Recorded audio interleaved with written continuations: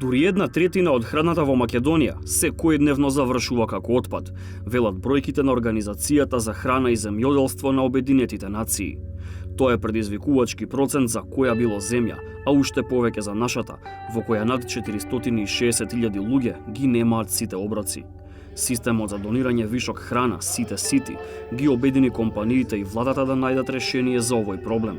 Пред година и пол тоа беше идеја, а денеска веќе се работи на решение кое идната 2020 година треба да го здогледа денот. На донаторската конференција, оние што имаат пари и храна, компаниите, ги потврдија заложбите да помогнат, а владата вети скорешно законско решение.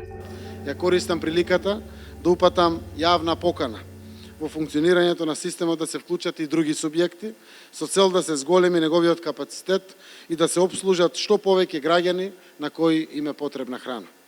Помошта не се однесува само на обезбедување храна за дел од нашите сограѓани, кои не може да си ги дозволат сите обредци во текот на денот, туку и за правилна употреба на илјадниците тони безбедна храна која завршува на отпад и депонии.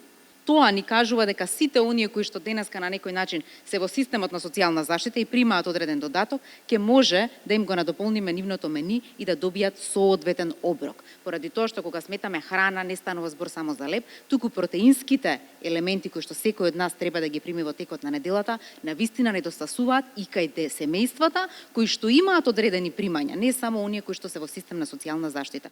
Искуството со досегашниот одзив на компаниите покажува дека искористувањето на храната не е единствената придобивка. Еден од примерите како донациите на компаниите прават промена се стотината примери на наши сограѓани кои благодарение на поддршката на компаниите застанаа на здрави нозе. Дел од нив сега работат за тие компании од кои добиваа помош. А компаниите добија вредни и лојални вработени кои знаат што значи да се нема и колку е важна подадената рака.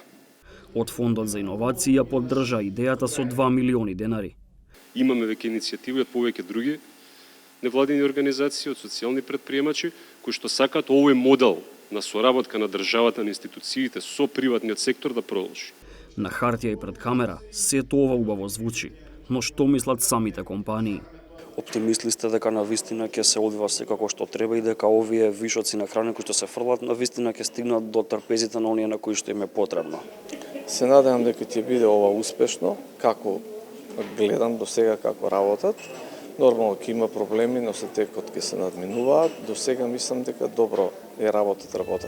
Сите Сити обединува 31 невладина кои функционираат во 10 градови и преку дневна, неделна или месечна помош успеваат да нахранат над 7.000 граѓани.